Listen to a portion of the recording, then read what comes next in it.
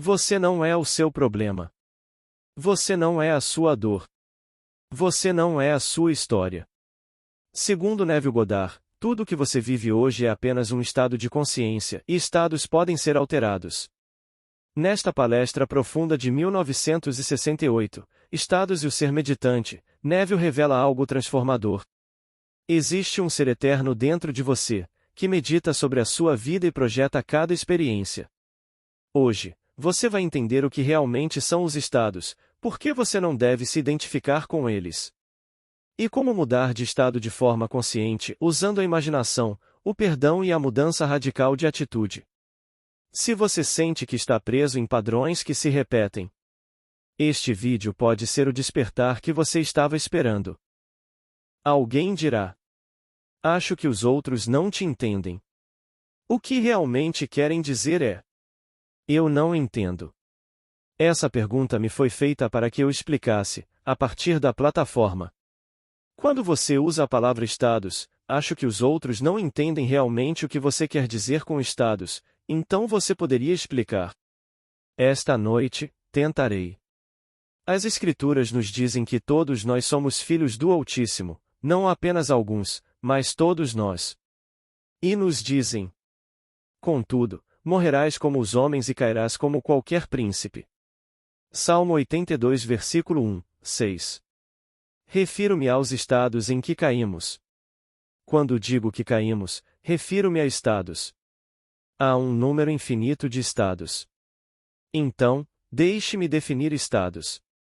Um estado é simplesmente uma atitude mental, uma fase da experiência, um conjunto de crenças, e vivemos de acordo com nossas crenças. Assim, caímos nesses estados, ou podemos, ao nos encontrarmos aqui, transitar conscientemente para esses estados. Se não sabemos que estamos sempre expressando um estado, nos identificamos com ele e dizemos: sou pobre ou sou rico, sou conhecido ou sou desconhecido, sou desejado, sou indesejado, e assim por diante, indefinidamente, porque existem inúmeros estados em que caímos. Blake afirmou: a eternidade existe e todas as coisas na eternidade são independentes da criação, que foi um ato de misericórdia, e completa esse pensamento dizendo: vocês verão por isso que não considero nem o justo nem o ímpio como estando em um estado supremo, mas sim como cada um deles sendo um estado de sono no qual a alma pode cair em seus sonhos mortais de bem e mal. Visão do juízo final. Assim, você se encontra em um estado, ou parece que um outro em um estado se identifica com o estado ou com o outro, e então condena a si mesmo ou ao outro. Ora, ele disse que a culpa deve ser imputada ao estado, seja qual for o seu julgamento, e não à alma ou ao indivíduo que ocupa esse estado. Ora, quando nos dizem que somos filhos do Altíssimo, então somos irmãos. Se somos todos filhos do único Altíssimo, então somos irmãos. Como irmãos dessa suprema unidade, somos também, ao mesmo tempo, membros da realidade última que é Deus Pai. Os estados em que caímos não prejudicam, nem podem prejudicar na eternidade, nem de forma alguma ferir aquele filho imortal que simplesmente caiu nesses estados. Pois ele não o fez de livre e espontânea vontade. É da vontade do Pai que nós, seu poder criador, desçamos a esses estados. Como nos é dito no capítulo 8 da Epístola aos Romanos. E as criaturas foram sujeitas à futilidade, não por sua própria vontade, mas por causa da vontade daquele que as sujeitou, na esperança. Versículo 20. Assim, aqui seu poder criador é deixado cair, chamamos isso de queda em divisão. Há uma unidade em Deus, portanto ele é Deus Pai, mas Deus Pai é composto de deuses, os filhos. E assim a queda na divisão. À medida que passamos por diferentes estados, eles resultam em uma ressurreição para a unidade, cada um trazendo de volta os resultados da experiência da passagem por esses estados. Agora, enquanto estamos falando de estados, você pode mudar num piscar de olhos, mudar de estado. Mas as chances são de que você não vai permanecer nessa mudança, pois ela também é composta por um conjunto de crenças. Então, se eu realmente operar de manhã, à tarde e à noite a partir de uma certa base, que é o meu conjunto de crenças, as chances são de que esta noite, quando eu for dormir, eu dormirei nesse estado. Eu sei que posso sair dele, mas por quanto tempo permanecerei fora dele para que esse estado para o qual eu vou se torne natural? Posso me mudar esta noite para um quarto de hotel e voltar amanhã à noite para o meu apartamento, ou posso decidir me mudar e mudar meu estilo de vida, e depois de 8 anos me mudar para outro ambiente, outro lugar completamente diferente. Agora, quando eu me mudo para outro lugar, eu realmente me mudei para um estado diferente. Em certo sentido, eu posso me mudar para um estado diferente financeiramente, socialmente, intelectualmente, em todos os diferentes aspectos. Porque existem infinitos estados. O ocupante de um estado não é melhor do que o ocupante de outro estado, somos todos irmãos. Somos todos irmãos nesta suprema unidade um no corpo do Pai, um só. Mas aqui, por estados, quero dizer simplesmente uma certa atitude mental. Bem, quero dizer que esse estado ou essa atitude mental a qual devo retornar constantemente constitui minha morada. E assim, eu habito nele. Então, se noite após noite eu habito o sentimento de ter pena de mim mesmo, esse é o meu estado. Mas o ocupante desse estado não é menos do que aquele que não sente pena de si mesmo, que tem ambições de entrar na Casa Branca ou no Vaticano como Papa. Essas ambições de alcançar posições mais elevadas, segundo o julgamento dos homens, o ocupante que as deseja não é maior nem menor do que aquele que não sabe que está em um estado e sujeito a ele, permanecendo nesses diferentes estados manhã, tarde e noite. Então você pode dizer a eles: saiam desse estado. Agora, como saio de um estado? Bem, primeiro preciso crer na doutrina. Pois se me disserem que tudo o que desejarmos, creiamos que já o recebemos, e assim será, eu acredito nesse preceito. Marcos 11, 24. O preceito de Cristo deve ser aceito literalmente para que se cumpra literalmente. Então, eu realmente acredito nesse preceito de que tudo o que desejarmos, creiamos que já o recebemos? Se eu realmente acredito nisso, e esta noite descubro que não gosto das coisas que estão acontecendo no meu mundo, mas sei por esse preceito que posso mudá-las. Porque se eu pudesse crer e me convencer de que sou quem quero ser, e de fato vivenciar esse sentimento esta noite, pois, como dissemos recentemente, a verdade de qualquer conceito é conhecida pela certeza que inspira em quem ousa assumi-lo. Então, ousarei assumir que isso é verdade. Assumirei que agora sou o homem ou a mulher que quero ser e, partindo desse pressuposto, saberei se estou realmente convencido pela sensação de certeza que isso me inspira. Porque, se me inspirar isso, agirei de acordo com essa convicção. Se não agir de acordo com ela, então não estou convencido.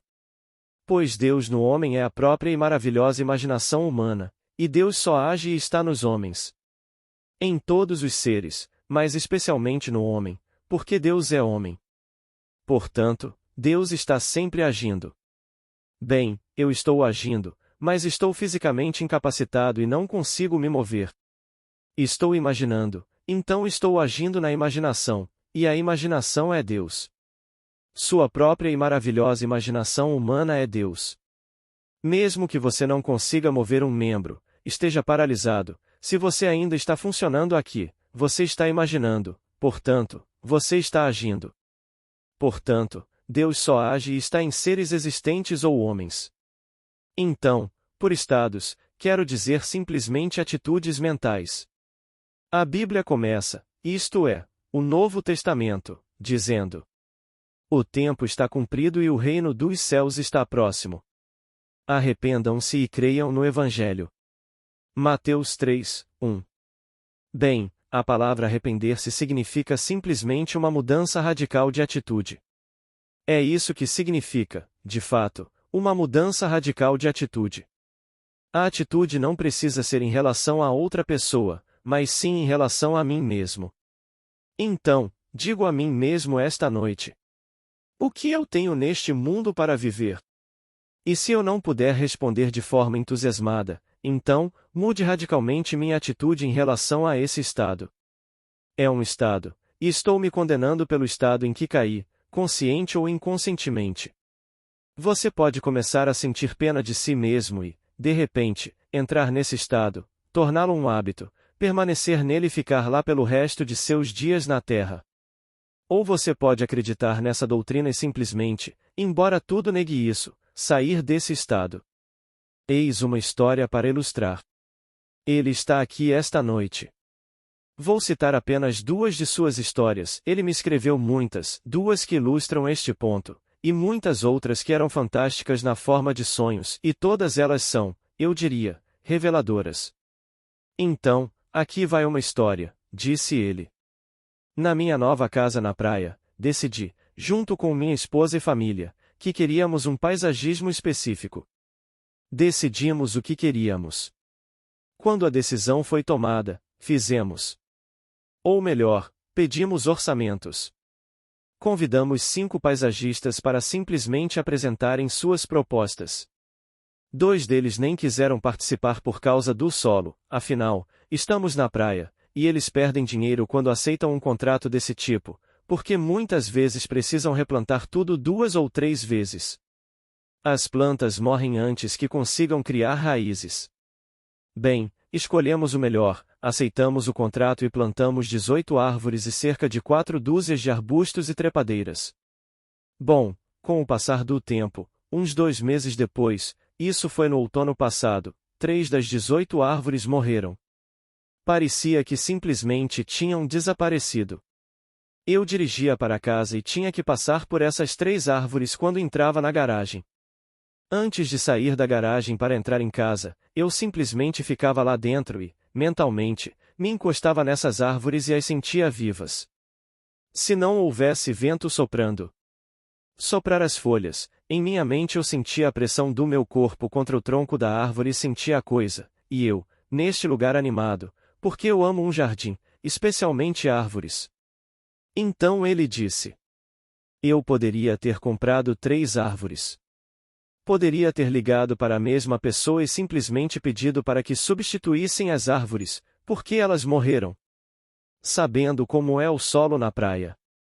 Eu poderia ter dito: eu pago pelas árvores, gosto do seu trabalho, venha buscar as árvores.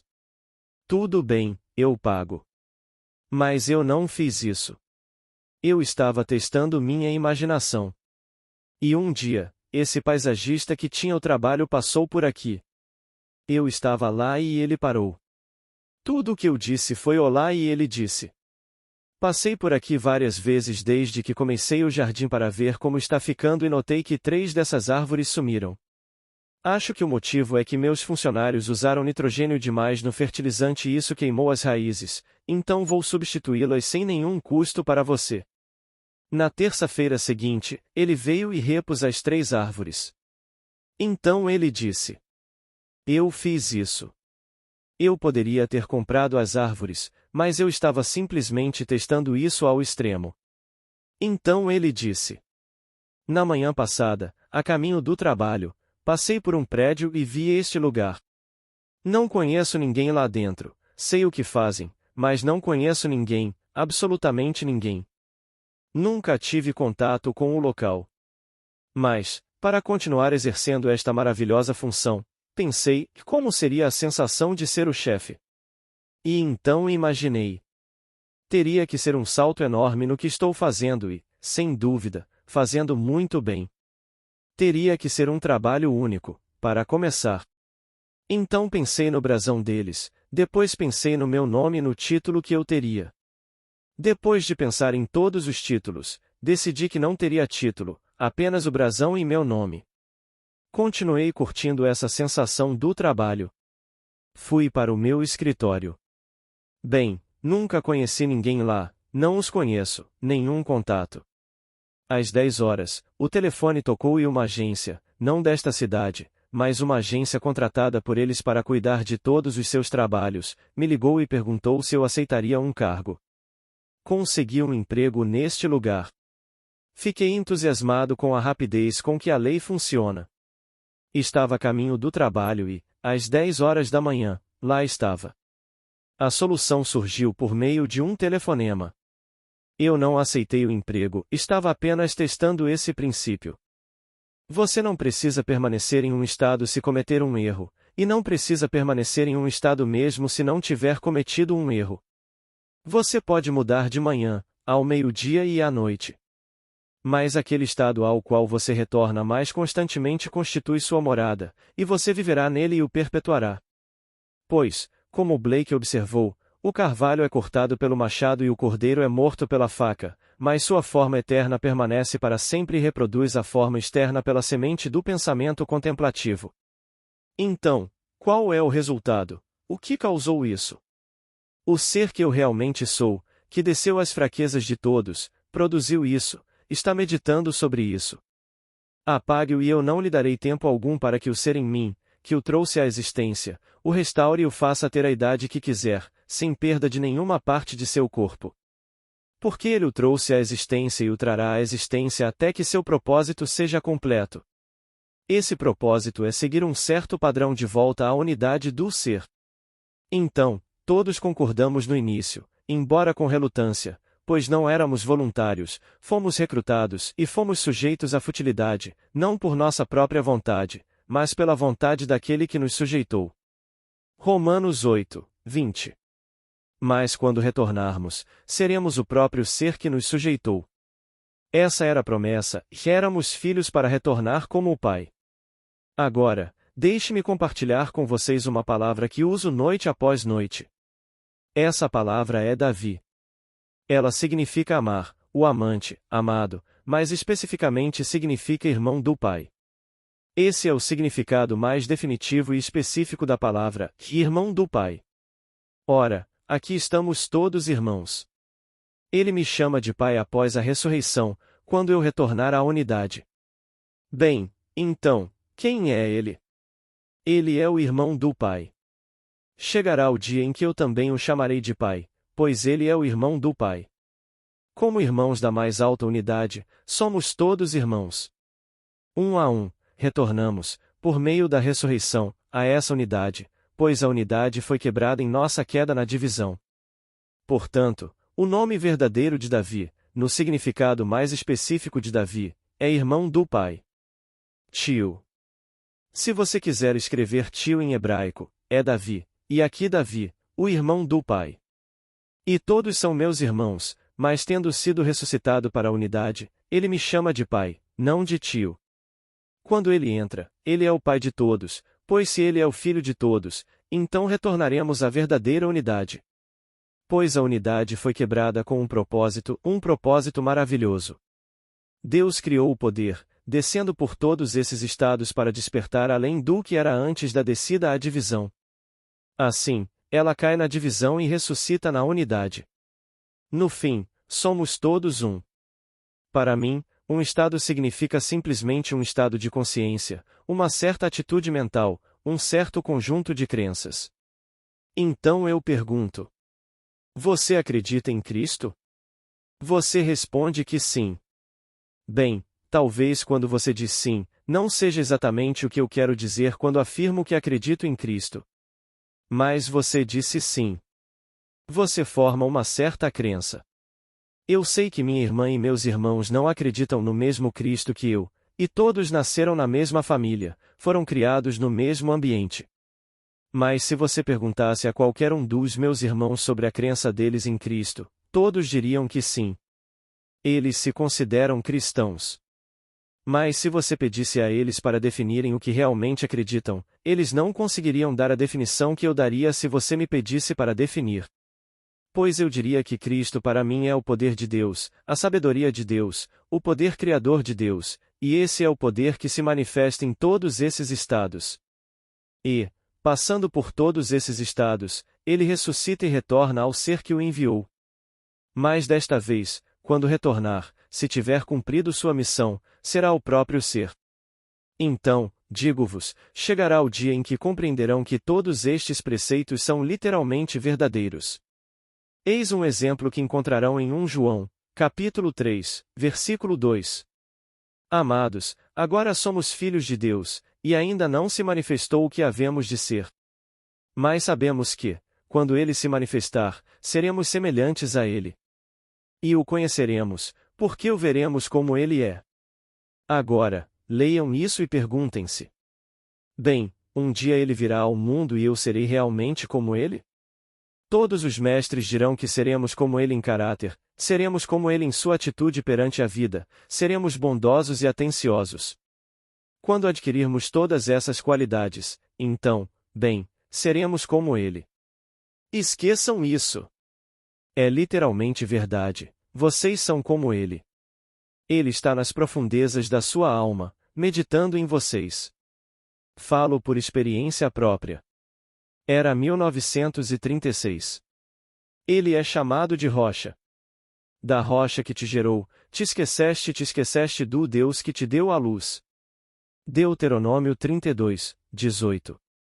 Assim, ele equipara a palavra rocha a Deus.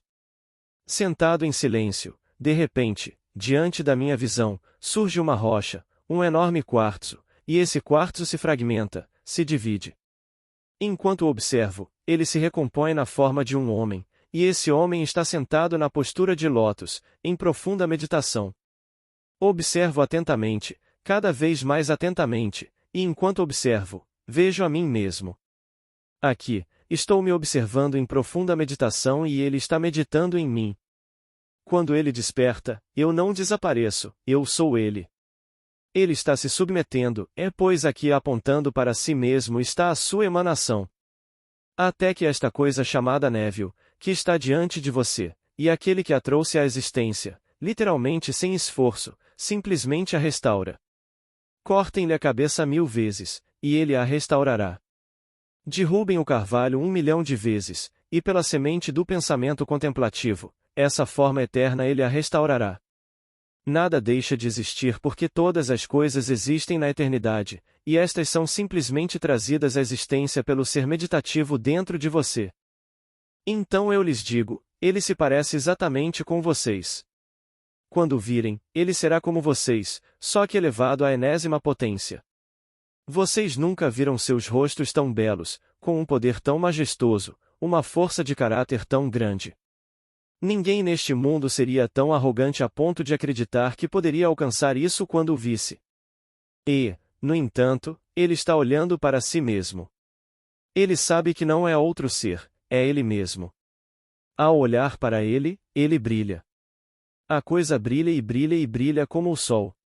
É você, o verdadeiro você, meditando sobre isso neste mundo mortal. E vocês terão essa experiência, eu lhes digo, e verão esse ser exatamente como vocês. Portanto, não sigam ninguém que diga que ele é o Cristo, ou que ela é o Cristo, ou que eles são o Cristo.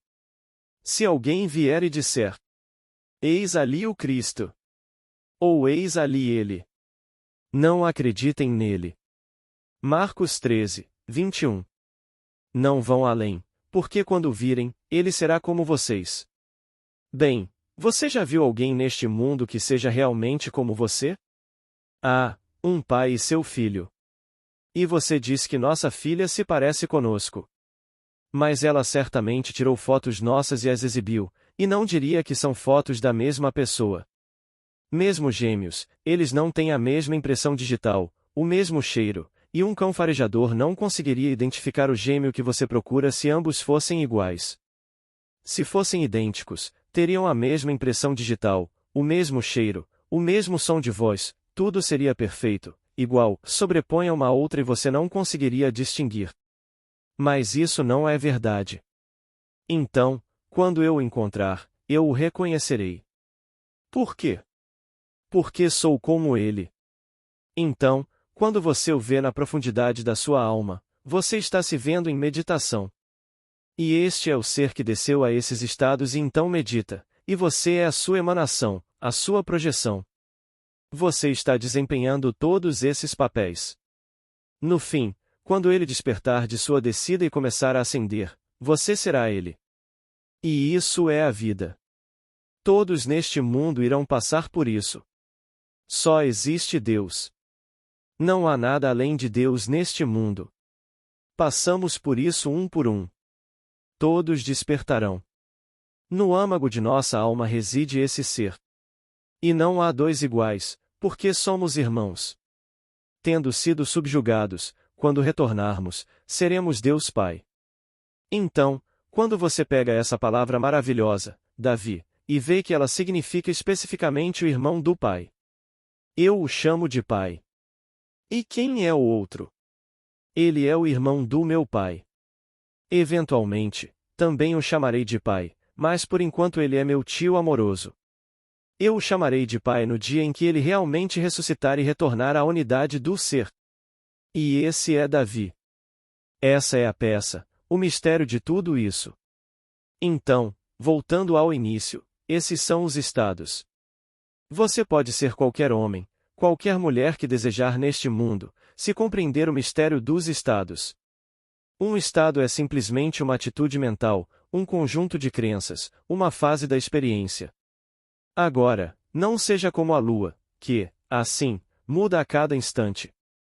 Temos o quarto crescente, depois o quarto minguante, depois o quarto minguante, depois a lua cheia, e então o ciclo se repete. E essa é a vida.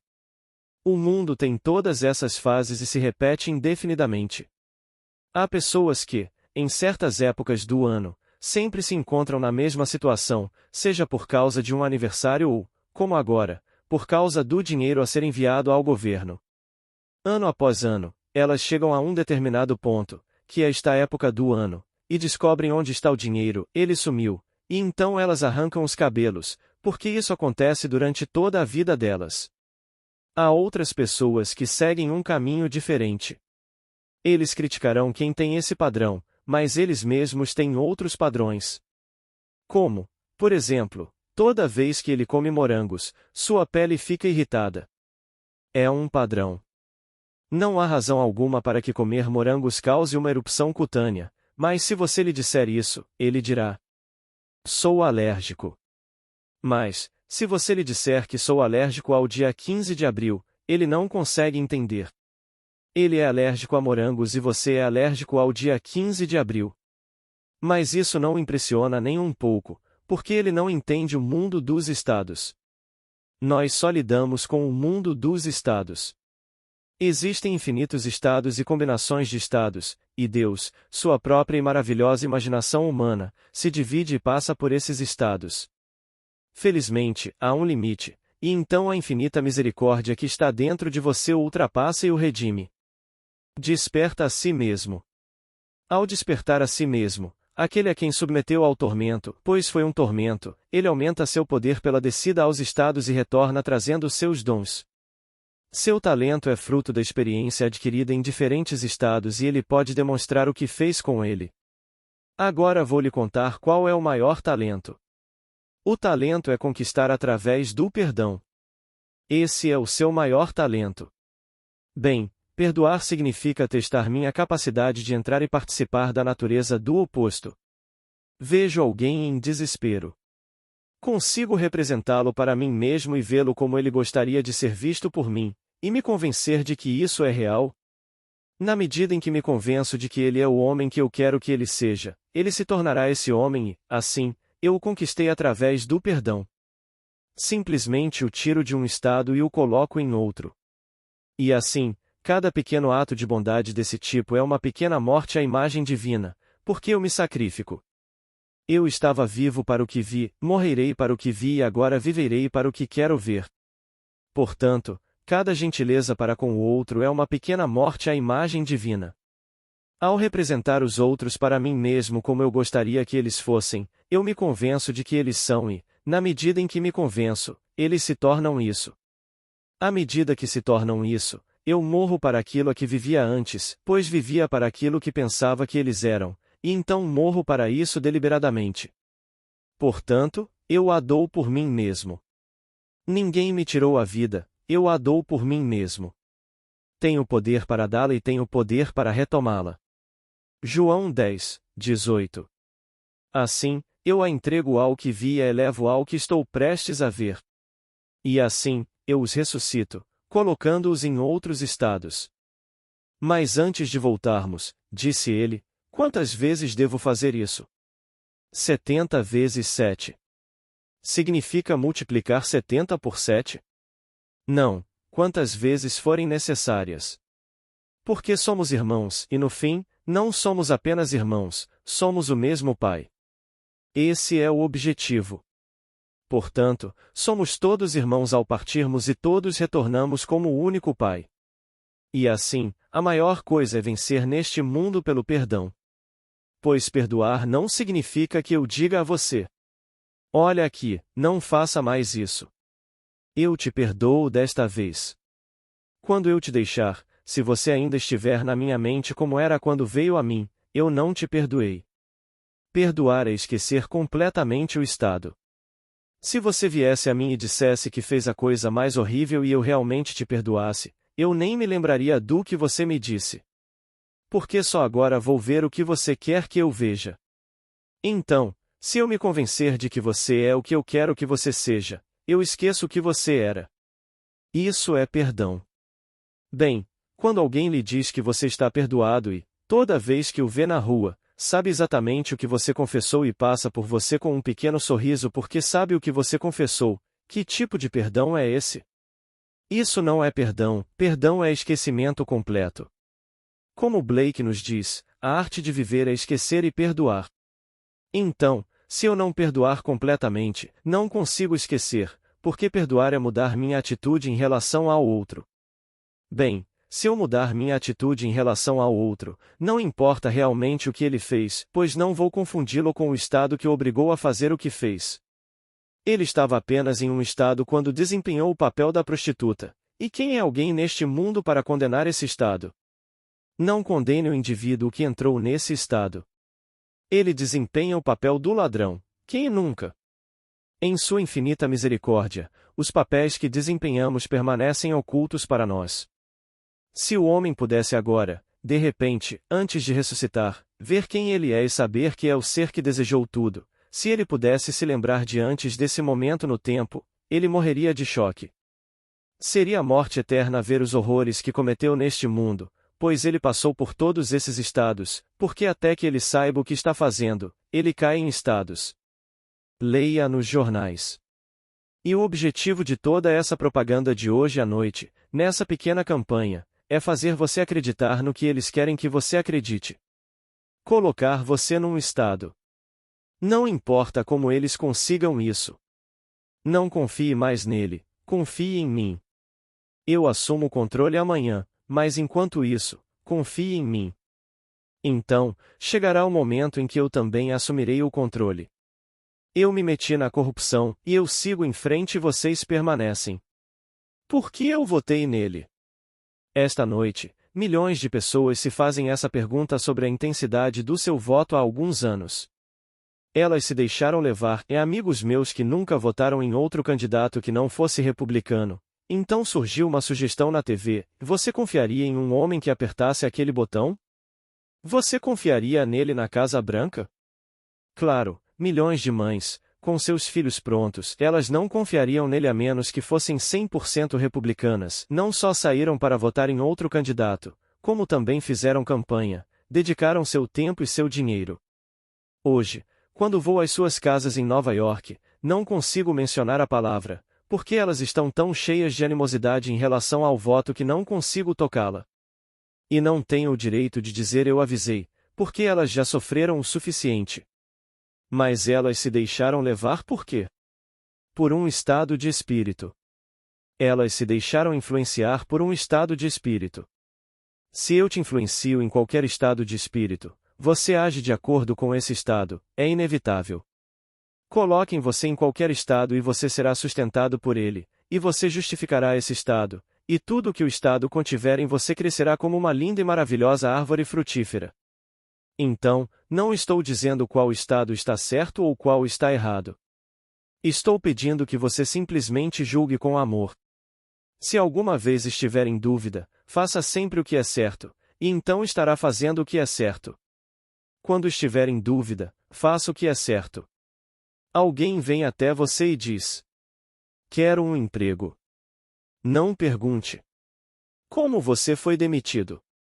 Ele pode ter sido demitido por roubo, e aí você começa um novo sermão.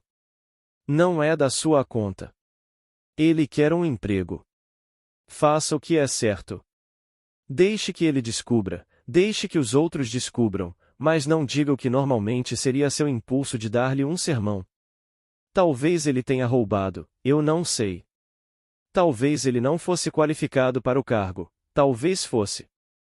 Hoje à noite, destituímos o chefe do nosso exército no Vietnã. Bem, ele esteve lá por anos. Se podemos destituí-lo hoje, ele era qualificado quando chegou lá? Bem, então, não o condene. Ele esteve lá por mais tempo. Acabamos de exonerar nosso secretário da guerra, que hoje chamamos de secretário da defesa. Se o exonerássemos agora sob pressão, ele era qualificado quando o nomeamos? Mas não o condenem, e isto é obra de todos os estados, infinitos estados, e os homens se enquadram nos estados. Digo-vos, Cristo é o vosso próprio poder criativo maravilhoso e a vossa maravilhosa imaginação humana. Portanto, vocês caem em estados, mas agora, de agora em diante, entrem nesses estados deliberadamente. Deixem que eles desempenhem o papel que quiserem, mas entrem nesses estados deliberadamente. Se quiserem viver com graça no vosso mundo com a vossa família, então entrem deliberadamente num estado e tornem esse estado natural, ocupando o tempo suficiente para que se torne natural. Já não tiveram um fato novo? Eu sei que quando eu só tinha um fato e depois pude comprar um segundo, comprei-o, vesti-o e caminhei pela Quinta Avenida, pensando que todos que cruzavam o meu caminho sabiam que eu tinha um fato novo, mas ninguém sabia. Para eles, eu poderia muito bem ser um morto, um fantasma a passar. Eles não me reconheciam. Mas eu estava tão consciente do meu fato novo, tão consciente do chapéu novo que eu tinha, que pensava que todos sabiam que eu tinha um fato novo, mas ninguém sabia. É exatamente isso que acontece conosco quando entramos num novo estado. Você entra em um estado de prosperidade e pensa que todos sabem que antes você não era rico. Ninguém sabe se você era ou é. Então, caminhe até que isso se torne natural. No momento em que se tornar natural, você dormirá nessa situação. Quando você compra um terno novo. Naquela época eu comprava um terno de $30. Tirava-o e tudo estava perfeito. Hoje em dia, embora eu ainda cuide das minhas roupas, se eu tiver a oportunidade de simplesmente me espreguiçar porque estou cansado de usar um terno de mais de $200, não me importo, durmo com ele. Não que eu faça isso, mas quero dizer, se a ocasião surgisse, eu dormiria. Não faz diferença para mim, porque não dou essa importância à peça. Mas naquela época, com apenas um terno no meu guarda-roupa, o terno novo era algo muito importante. E você o usava até que finalmente se tornasse natural. Que ninguém percebesse que você tinha um terno novo, era natural. Bem, a mesma coisa acontece com um estado de espírito. Então você adota um estado de ser desejado, o estado de ser rico, o estado de ser qualquer coisa e o usa por tempo suficiente para que se torne um terno novo, e então, automaticamente, quando você se levanta de manhã, você caminha nesse estado de consciência. Faz parte do seu conjunto de crenças. Espero ter respondido ao meu amigo que me pediu para falar sobre este assunto a respeito dos estados. Pois este foi o tema desta noite, entrelaçado com um pouco de outro assunto relacionado a Davi. Agora, vamos entrar no silêncio. Buscai primeiro o reino dos céus e todas estas coisas vos serão acrescentadas. Bem, eu já disse isso inúmeras vezes, que quando subo ao púlpito e o que parece profundamente espiritual para os presentes, para mim é, ao mesmo tempo, extremamente prático. Então, na noite em que me entrego completamente ao nível místico e espiritual, as pessoas podem não perceber e pensar: bem, ele está se entregando totalmente hoje. Gostaria que ele descesse e me desse algo em que eu pudesse me concentrar e obter resultados. Bem, se elas apenas ouvissem quando me entrego completamente ao espiritual, as coisas fluiriam para suas vidas. Portanto, buscai primeiro o reino de Deus, e o reino de Deus é o modelo para o homem, e Jesus Cristo é o modelo. Então, quando eu abordo esse modelo à noite e começo a explicar o padrão que deve se revelar no homem. E ele se revelará se vocês ouvirem com atenção e realmente acreditarem nele. Acreditem que esse padrão está em vocês e ele se revelará. Não importa se passarem fome, mantenham essa visão divina em tempos de dificuldade. Não importa o que aconteça, agarre-se a esta visão e então as coisas acontecerão, e tudo lhe será dado. Porque, eventualmente, por este padrão que se desdobra dentro de você, O que será seu? O reino de Deus, e você poderá verdadeiramente dizer: tudo o que é teu é meu e tudo o que é meu é teu. Onde, neste mundo, se você possuir 2 bilhões ou 10 bilhões pessoalmente, o que isso significa? Mesmo esta noite, estão tomando tudo o que um homem ganha, se você ganhar o suficiente mais. O método mais profundamente espiritual que eu poderia apresentar é, na realidade, o mais diretamente prático. Quando nos perdemos em ouvir a promessa de Deus, então todas as coisas acontecem. Acontecem mesmo. Você se esquece de si mesmo ao ouvir o que ele prometeu, e fica tão absorto que isso não importa mais. Falo por experiência própria. Posso levar qualquer plateia deste mundo, daqui até a costa, e não haverá ninguém na plateia que possa me encarar e dizer que nunca passou por privações, que não sabe o que é ser despejado por falta de aluguel, o que é apertar o cinto e ficar 2 dias sem comer. Eu sei disso, mas nunca me ocorreu roubar nada porque não tinha o que comer. Nunca me ocorreu abandonar o aluguel e negar que o devia. Mas sim pintar o lugar para ela, e paguei muito mais com meu trabalho e tinta do que realmente devia a ela, e nunca me passou pela cabeça não oferecer meus serviços de qualquer forma que pudessem ser usados para liquidar a dívida. Eu passaria fome. Mas no fim, ele despertou dentro de mim, então que importam os poucos dias de fome e os poucos momentos de constrangimento na minha vida em que você não podia pagar o aluguel e precisava ir embora, e suas roupas não estavam surradas. Então você não gostou na época, mas tinha uma certa visão e nunca vacilou em apoiá-la. Você tinha um certo código de ética e não o violou. Atire em mim se é isso que você quer pelo preço de um pouco de aluguel. Houve um tempo neste mundo em que você podia prender um homem por dívida. Hoje não vivemos nessa época. Houve um tempo em que você podia arrancar o braço de um homem por pegar um pedaço de pão que não era dele. Mas eu digo: busquem primeiro o reino dos céus, se alguém o conhece. É claro que milhões falam sobre isso, mas não têm a menor ideia do que se trata. Eles têm uma terra glorificada, e isso não é o reino.